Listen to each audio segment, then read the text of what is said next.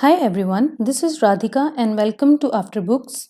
This is the part 2 of MCQs of solutions. In part 1, we have already discussed question number 1 to question number 10 related to solutions. So let's start. Question number 11. 11 gram oxalic acid को dissolve किया है 500 ml solution में, density given है 1.1 ग्राम पर ml. Mass percentage क्या होगी oxalic acid की in solution? Volume of solution क्या है? 500 ml. डेंसिटी क्या गिवन है? 1.1 ग्राम पर ml. तो मास क्या हो गया? Volume into density, that is 1.1 into 500 which is 550 grams. Now given weight क्या है ऑक्सैलिक एसिड का? 11 ग्राम. और मास परसेंटेज होता क्या है? Mass percentage is the ratio of mass of component in solution to total mass into 100. Mass of component in solution क्या है? 11 ग्राम upon total mass क्या है? 550 into 100 which comes out to be 2%. That is option number 1. Question number 12. 2.46 sodium hydroxide को dissolve किया है water में और solution को कितना बना लिया है? 100 सेंटीमीटर क्यूब. तो मोलैरिटी क्या होगी इस सोल्यूशन की? मोलैरिटी होती क्या है? Molarity is the moles of solute in 1 litre of solution. ठीक है, तो यहाँ पे सबसे पहले मोल्स ऑफ सोल्यूट निकालेंगे. तो मोल्स ऑफ NaOH क्या हो जाएंगे? गिवन वेट जो है 2.46 upon molecular weight which is 40. तो मोलैरिटी क्या हो जाएगी यहाँ से? C. हमें वॉल्यूम ऑफ सोल्यूशन कितना दिया हुआ है? 100 centimetre cube which is equal to 100 millilitre. ठीक है, तो अब यहाँ पे मोलैरिटी क्या आ गई? 2.46 upon 40 that is moles of solute divided by volume of solution कितना है? 100 मिलीलीटर. इसको हमने लीटर्स में कन्वर्ट करना है तो क्या करेंगे? 1000 से मल्टीप्लाई कर देंगे. तो ये क्या आ जाएगा? 0.615 which is option number 1. Question number 13. Molality बतानी है उस सोल्यूशन की which contains 20.7 gram potassium carbonate जिसको हमने डिसॉल्व किया है इन 500 ml ऑफ सोल्यूशन और डेंसिटी भी गिवन है. तो what is molality? Molality is moles of solute upon mass of solvent in kg. तो मोल्स ऑफ सोल्यूट निकालते हैं. सोल्यूट क्या है? K2CO3. क्या आएंगे इसके मोल्स? गिवन वेट है 20.7, मॉलिक्यूलर वेट है 138. मास क्या होगा सोल्यूशन का? वॉल्यूम भी दिया, डेंसिटी भी दी है. वॉल्यूम क्या है? 500, डेंसिटी क्या है? 1. तो मास ऑफ सोल्यूशन तो क्या आ गया? 500 ग्राम. बट हमें चाहिए क्या? मास ऑफ सॉल्वेंट चाहिए. तो मास ऑफ सोल्यूशन हमारे पास आ गया है और हमें मास ऑफ सोल्यूट भी गिवन है विच इज 20.7. तो यहां से मास ऑफ सॉल्वेंट कितना आ जाएगा? Mass of solution minus mass of solute which comes equal to 479.3. So molality क्या आ गई? मोल्स ऑफ सोल्यूट क्या आए थे? 20.7 बाय 138 और मास ऑफ सॉल्वेंट कितना आया है? 479.3. ये किस में आया है? ग्राम में आया है. तो इसको किलोग्राम में कन्वर्ट करने के लिए हमें क्या करना पड़ेगा? 1000 से मल्टीप्लाई करना पड़ेगा. तो ये क्या आ जाएगा? 0.313 molar which is option number 2. Question number 14. Normality of solution बतानी है जिसमें 31.5 ग्राम है हाइड्रेटेड ऑक्सैलिक एसिड. कितने ml सोल्यूशन में? 1250 ml सोल्यूशन में. Now what is normality? Normality is the number of gram equivalents of solute divided by volume of solution in liters. तो सबसे पहले निकालते हैं equivalent weight of hydrated oxalic acid. ठीक है, हाइड्रेटेड ऑक्सैलिक एसिड क्या होगा? H2C2O4 dot 2 water. ठीक है। और इसका इक्विवेलेंट वेट निकलेगा कैसे, molecular weight upon basicity, because ये एक एसिड है और इसकी बेसिसिटी है कितनी 2, मॉलिक्यूलर वेट कितना है 126, तो क्या आ जाएगा इक्विवेलेंट वेट 63। सो ग्राम इक्विवेलेंट्स क्या हुए हाइड्रेटेड ऑक्सैलिक एसिड के, गिवन वेट कितना है 31.5 अपॉन इक्विवेलेंट वेट कितना आया 63, वॉल्यूम कितना गिवन है हमें 1250 ml। इन वैल्यूज को यहाँ पे पुट करेंगे तो नॉर्मेलिटी क्या आ जाएगी, number of gram equivalents of solute क्या है 31.5 अपॉन 63, और क्या करना है इसको वॉल्यूम ऑफ सोल्यूशन से डिवाइड करना है। वॉल्यूम ऑफ सोल्यूशन क्या है 1250 ml, तो लीटर में कन्वर्ट करने के लिए क्या करना पड़ेगा 1000 से मल्टीप्लाई करना पड़ेगा। जब इसको सॉल्व करेंगे तो ये क्या आ जाएगा 0.4, that is option number 4। Question number 15, the mole fraction of solute in 2.5 molar aqueous solution is. तो 2.5 मोलर एक्वस सोल्यूशन का मतलब क्या है कि 2.5 moles of solute are present in 1000 grams of water। तो यहां से डायरेक्टली मोल्स ऑफ सोल्यूट तो कितने आ गए 2.5। अब हमें क्या चाहिए मोल्स ऑफ सॉल्वेंट, ठीक है। तो यहाँ पे सॉल्वेंट क्या है वाटर, क्योंकि सोल्यूशन क्या है एक्वस, तो वाटर के मोल्स क्या आएंगे, गिवन वेट कितना है 1000 ग्राम, ठीक है, अपॉन मॉलिक्यूलर वेट कितना है 18, तो ये क्या आ गए 55.6।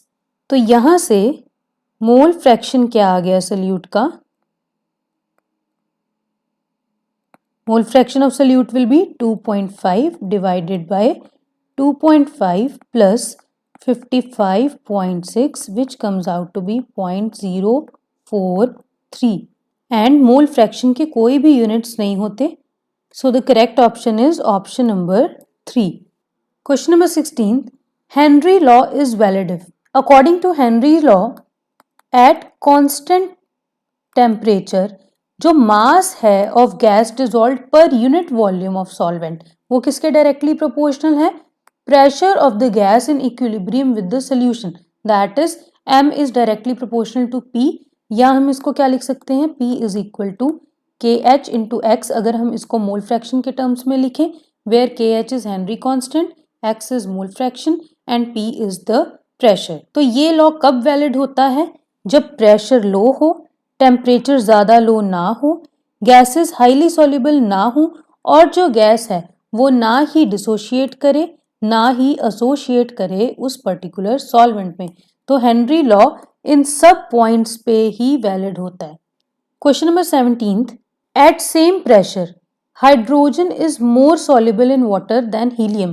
तो KH that is Henry constant की वैल्यू किसके लिए ज्यादा होगी या किसके लिए कम होगी। According to Henry law P is equal to KH into x, that is x is equal to P upon KH, मतलब जो सॉल्युबिलिटी है वो इनवर्सली प्रोपोर्शनल है KH वैल्यू के, मींस जिसकी KH वैल्यू ज्यादा उसकी सॉल्युबिलिटी कम और जिसकी सॉल्युबिलिटी कम उसकी KH वैल्यू ज्यादा। तो यहाँ पे सॉल्युबिलिटी कम किसकी है हीलियम की, तो KH की वैल्यू ज्यादा किसकी होगी हीलियम की, that is option number 2 is the correct option.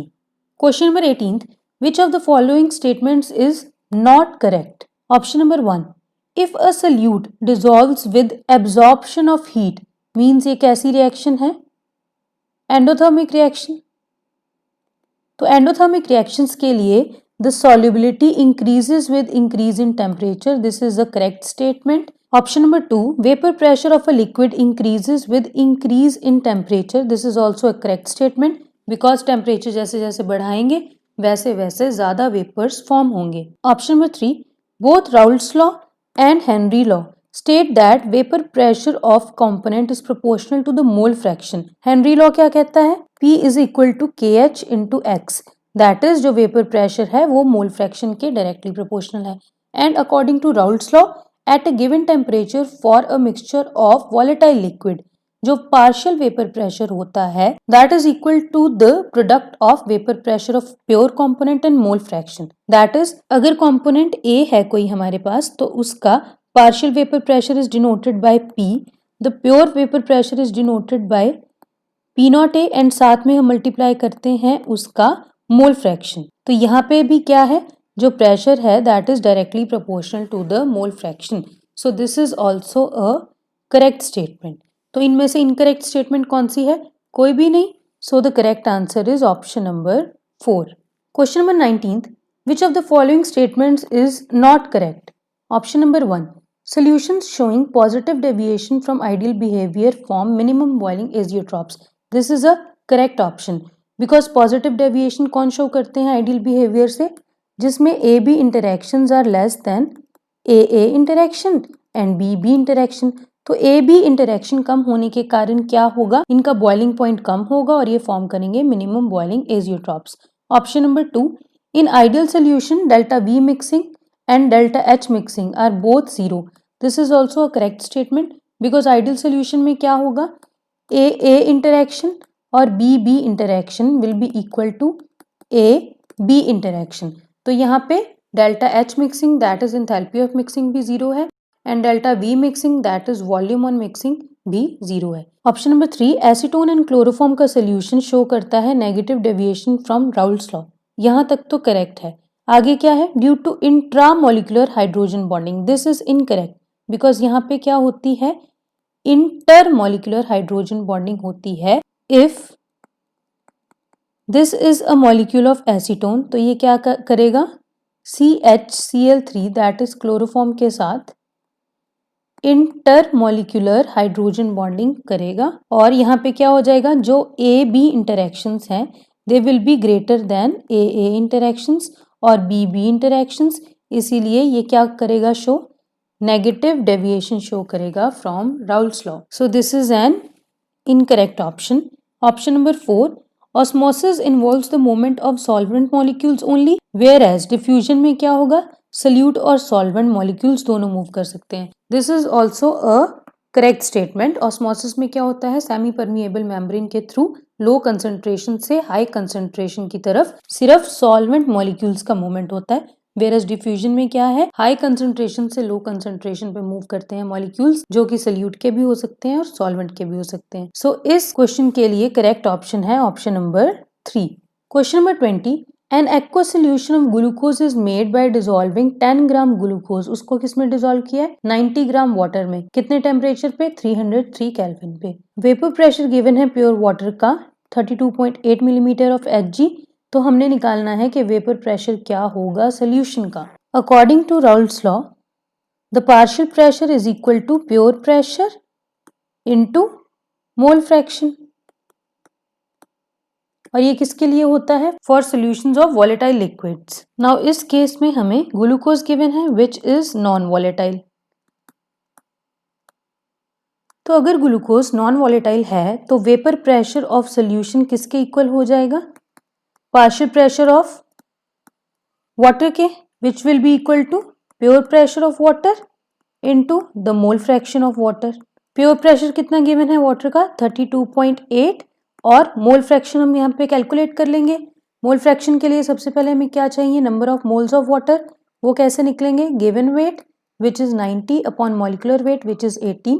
तो यहाँ से क्या आ गया हमारे पास 5। Number of moles of glucose क्या है, given weight is 10, molecular weight is 180। तो यहाँ से ये क्या आ गया 0.055।